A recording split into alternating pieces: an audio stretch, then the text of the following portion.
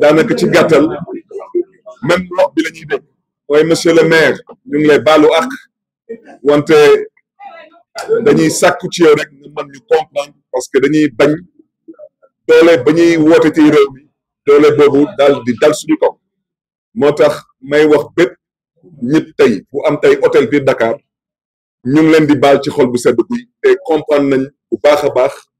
yaay doole bu ñuy woote fii wante ku may interpellé te moom laay interpellé tey tout au long de cet entretien avec la presse mooy le président de la République du Sénégal di son excellence Bassirou Diomaye Diakhar Faye parce que dama koy tudd parce que moom la askanu Sénégal faluñu fi keneen moom dama bëgg mu xam ne ni que démb ak barki doon ba àndoon nañ te yu ñuy jaay tey doole bi Dakar yàgg nañ toog fii di ñu loué ay salle à l'époque dans le cadre de la coalition Yewwi Askan Wi kon moom tey en tant que président de la République responsabilité am mooy na def kenn kàttanam ba aafiya bu fi nit ñi amoon ba sañ-sañ bu fi nit ñi amoon mu doon daan seen doole di liggéey ñu mën leen ko may te may leen tamit ñu mën a exercer seen profession parce que mënuñu toog tey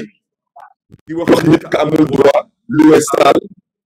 ay acteurs politiques seulement parce qu'ils sont de l'opposition ginnaaw ba ma waxee loolu nag mbokk yi ma bëggoon tey tamit accès suma communication ci ñaari point bu ci njëkk mooy comme nu ngeen ko xamee le 13 décembre 2024 dañ maa jaay doole fokk ci suma mandat ci mairie de Dakar jël ay takk der yóbbu leen mairie de Dakar nekk maire bu askan Dakar fal amatuma droit dugg ci mairie de Dakar ma bëgg a wax ci leer namuma dara ci mairie de Dakar wante mais béralaat wax ci nee naa ñu def ñaawteef jooju fu ci yàlla àndee incha allah dinañ xam ne ni Sénégal dëkku yoon la yàgg dinañ xam ne ni que Sénégal dëkku yoon la wante su ma baat ci kaw mais ci interpellé président de la République son excellence Bassirou Diomaye Diakhar Faye moo fi taxaw su ma jumlee yàggul mu nekk moom dafa libérer la justice wante dama ne am na sañ-sañ taxaw jàkkaarloo askanu Sénégal ne leen que moom dafa libérer la justice wante man tamit am naa sañ-sañ ne ko moom moo diggoon askanu Sénégal bu muy wut réew mi que su faloo moom day génn ci conseil supérieur de la magistrature donc pour l'instant xalaatuma que dafa génn ci conseil supérieur de la magistrature bu ci tegu tamit mais rappeler à son excellence le président Bassirou Diomaye Diakhar Faye qu'il est le garant des institutions di ko rappeler tamit que la justice est une institution te tey lu kenn mënul comprendre lu kenn mënul tey dégg mooy ce que certains appellent à la limite un silence pour certains complices bëgguma ko wax parce que bëgguma ko gëm d'autres considèrent même que c'est peut-être même un silence qui ne dit pas son nom donc moom tamit ma bëggoon tamit mu bàyyi ci xel wante lii di Cour suprême du Sénégal ma bëggoon askanu Sénégal déggee ko noonu dama ne ñaawteef jooju ñu ko def ñu ngi koy def le 13 décembre 2024 jaarale ko ci préfet de Dakar man le 16 décembre 2024 la saisir la cour d'appel pour contester l'arrêté préfectoral ak tamit ma daal di saisir la cour suprême pour excès de pouvoir mooy jaay doole ma bëgg a wax ji leer mais biralaat wax ji dama namul dara ci mairie de Dakar Sénégal la ma soxla yónni ma te yàkkamti ma wante il s'agit pas de Barthélémy Diaz il ne s'agit pas de mon mandat de maire de Dakar fii lu ñu tax a yëkkati ay kàddu tey mooy jaay doole ba ñu bëgg a jaay askanu Dakar dañ ko dul nangu Sénégal lu fi am ci ay mairie ëpp na 500 mairies yu am biir Sénégal lu fi am ci ay maire ëpp na 500 maires yu am biir Sénégal ñu singal ci benn mairie du mairie de Dakar singal ci benn askan di askanu Dakar ne que ñoom vote bu ñu voté dañ koy jël sandi ko ci mbalit bi moo tax man ci turu askanu Dakar je rappelle que man dañu njëkk a fal biir Sénégal ma doon maire de la capitale au suffrage direct moo tax ma saisir ci turu askanu Dakar en étant le premier magistrat de Dakar ma saisir la Cour suprême nag ma bëgg a wax ci leer ñaari option la ñu am man nag sama wolof xóotul amaana ma am ay expression yu may utiliser peut-être am nañu jàpp ne mën na ñàkk wante lu ma xalaat daal mooy Cour suprême ñaari option la ñu am mooy yàbbi ci wala ñàkk ci yàbbi nag mooy confirmer lu fi nit ñi def mooy jaay doole bu ñu jaay askanu Dakar taxaw ne Cour suprême jàkkaarloo ak askanu Sénégal parce que Dakar est capitale du Sénégal ne Cour suprême jàkkaarloo ak askanu Dakar ne leen que Sénégal bi préfet ba ñuy nommé ci décret présidentiel préfet xam ne signature da koy nommé am na sañ-sañu folli maire ba askan fal te loolu pour que Cour suprême mën ko wax foog que Cour suprême am ci lu muy sukkandiku taxaw ne ci code bii daanaka ci loi bii moo xam code général des collectivités locales wala moo xam ban code article bii daanaka préfet ba signature di installé am na sañ-sañ ak mën-mënu folli maire bu askan bi fal kooku nag bés bu ko Cour suprême defee du Sénégal fu ñu fa bind chef de l'État amul ci constitution du Sénégal dañ fa bind mooy président de la République kon nag état lépp ci nekk justice exécutif législative moo tax suñu bëggee daanaka donner à peu près une idée de lan mooy président de la République ñu koy woy le chef de l'État dégg naa fi benn waay ndeysaan mu taxaw ne nañ ko bàyyi mu gouverner ma ne ko kooku kenn falu ko day jaawale ngeen jégal ma ci kàddu yi dajak ngénte xam ngeen da ngeen dem ci dëj fekk fa bâche dem ci ngénte fekk fa bâche dem ci dëj fekk fa ceebu yàpp dem ci ngénte fekk fa tamit ceebu yàpp yàpp nag ñoo bokkul bii yàppu xar la bari yàppu nag moo tax kii day jaawale dajak ngénte balaa may dee mu taxaw ne nañ ko bàyyi mu gouverner mais chef du gouvernement du premier ministre mais kooku mi ngi gouverner dafa mënul cuune te tële loolu mooy dëgg wante nag lu mu bëggoon wax comme dafa dégg tubaab lu mu bëggoon wax naan ci gàttal nañ ko bàyyi mu présider nag président mooy présider chef du gouvernement mooy gouverner moo tax ci lii di liberté d'expression ma bëggoon ci interpeller une fois de plus le président Bassirou Diomaye Diakhar Faye qu'il comprenne définitivement que moom la askanu Sénégal fal c'est lui qui est appelé à présider aux destinées du Sénégal loolu mooy dëgg na góorgóorlu parce que jaay doole bi mënatul continuer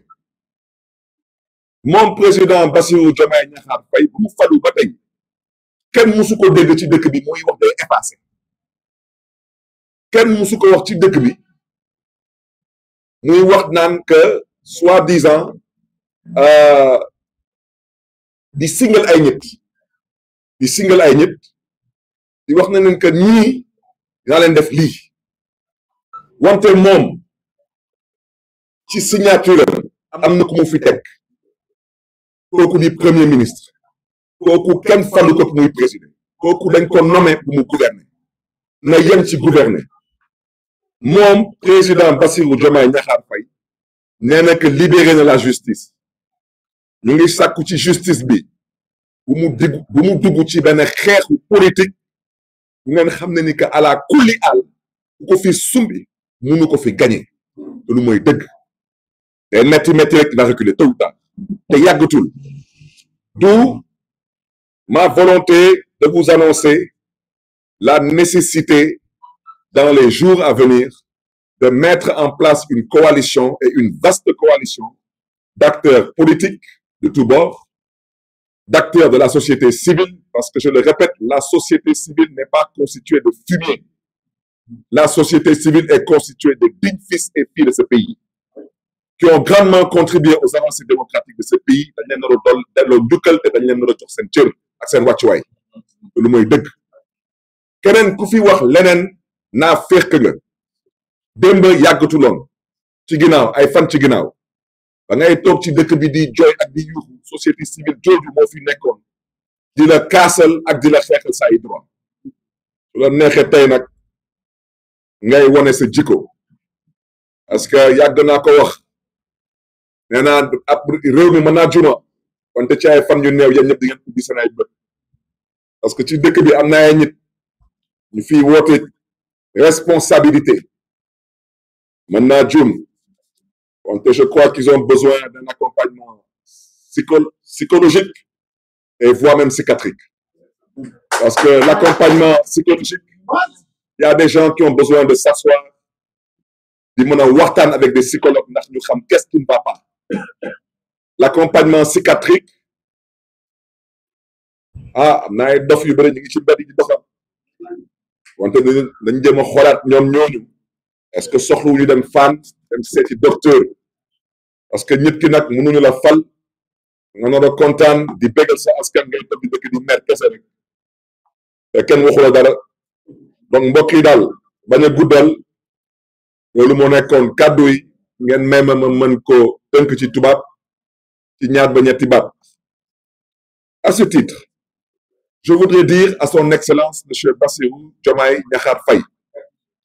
qu'il est le seul et unique garant du bon fonctionnement des institutions.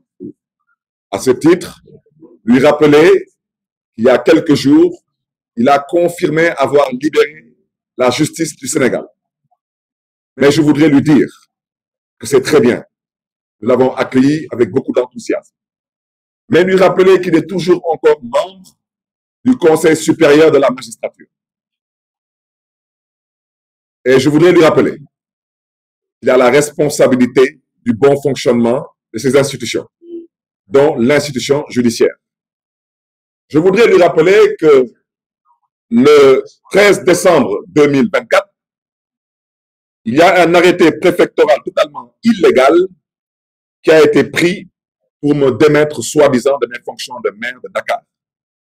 Je souhaiterais aussi vous rappeler, Monsieur le Président de la République, je suis encore le maire de Dakar à ce jour. Et que la mairie de Dakar actuellement fonctionne par le biais d'un intérimaire comme le stipule la loi. Et je voudrais aussi rappeler